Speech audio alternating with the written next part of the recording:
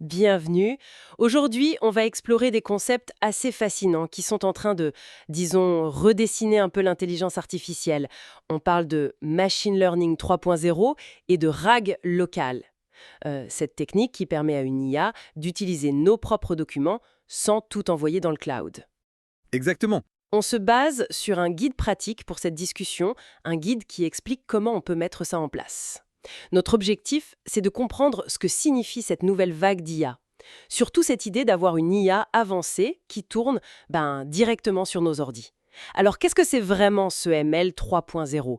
Et ce RAG, donc, Retrieval Augmented Generation, comment ça marche en local? C'est une bonne question parce que le terme lui-même, Oui, le guide le dit bien, Machine Learning 3.0, c'est pas encore un terme gravé dans le marbre, n'est-ce pas? non, pas du tout.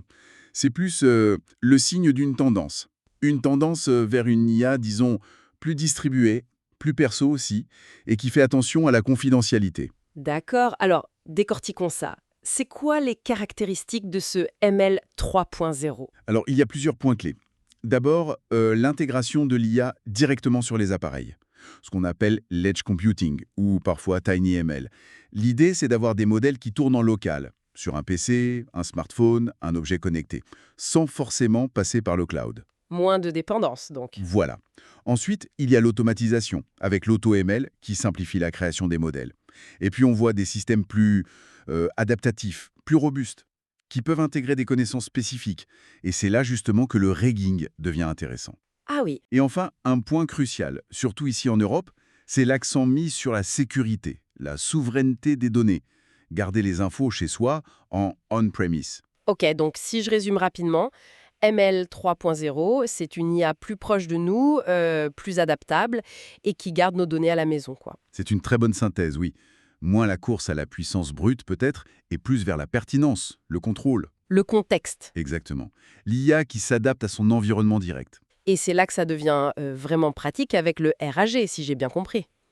Le RAG, c'est un peu l'application concrète de ces idées. Tout à fait. Le RAG, c'est une technologie clé qui incarne bien ces principes de contrôle local et de pertinence. Alors, explique-nous un peu, ce RAG local, comment ça fonctionne concrètement? Mais ce qui est fascinant avec le RAG, c'est qu'il combine deux choses. D'un côté, la puissance de génération de texte des grands modèles de langage, les LLM. Genre Lama 3, ce genre de choses? Oui, voilà, qu'on peut faire tourner localement avec des outils comme Olama. Et de l'autre côté, il y a une recherche d'informations très ciblée. Mais la recherche se fait dans une base de données externe, qui est locale elle aussi. Ah, d'accord. Donc, l'IA utilise ses connaissances générales, mais elle peut aussi aller lire mes documents, mes PDF, mes notes au moment où je lui pose une question. C'est exactement ça. Elle ne se base plus uniquement sur son entraînement initial, qui date un peu, elle peut consulter activement des infos fraîches, spécifiques, qui sont chez toi, pour formuler sa réponse. C'est puissant, ça. Et techniquement, comment ça se met en place, sans entrer dans des détails trop complexes? Bon, alors, le pipeline, typique, simplifié, ça commence par l'ingestion des documents. On prend des fichiers locaux, on les découpe en petits morceaux, en fragments. Ok. Ensuite, étape très importante, l'embedding. Chaque morceau de texte est transformé en un vecteur numérique, une sorte d'empreinte digitale qui capture le sens. Et ça, on le fait avec un modèle d'embedding qui tourne aussi localement. Une traduction en chiffres, en quelque sorte? Oui, on peut voir ça comme ça.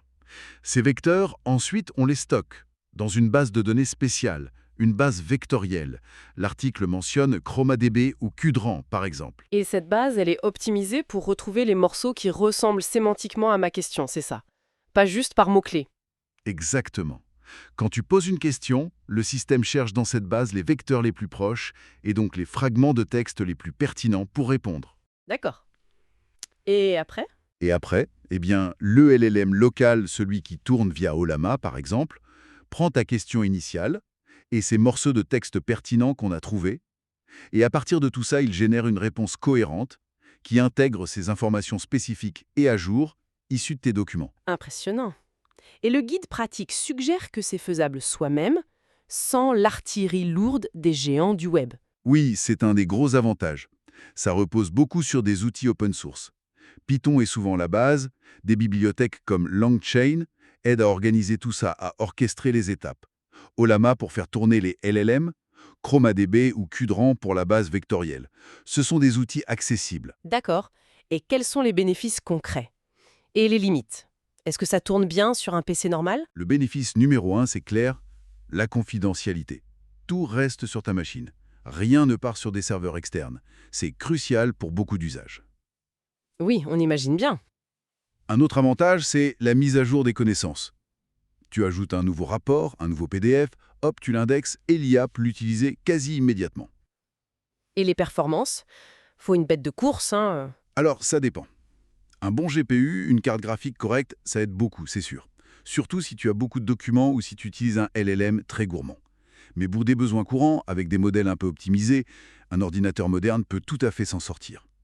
Et le coût, si tu as déjà le matériel et que tu utilises l'open source, ça peut être proche de zéro. Bon, alors, si on devait retenir l'essentiel de tout ça, ce machine learning 3.0 et le RAG local, ça rend l'IA plus perso, plus sûre en fait.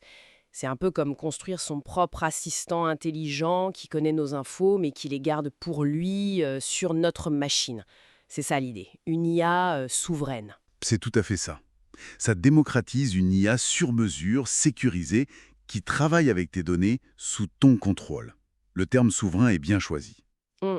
Et ça ouvre une réflexion intéressante pour finir, non? Au-delà de l'aspect purement technique. Qu'est-ce que ça implique au fond d'avoir une IA performante, personnalisée, mais qui fonctionne complètement hors ligne, déconnectée des grands fournisseurs cloud? Quelles nouvelles possibilités ça ouvre? Pour gérer des infos sensibles, par exemple, que ce soit pour un particulier ou même pour une entreprise. Quel défi ça pose, cette souveraineté retrouvée?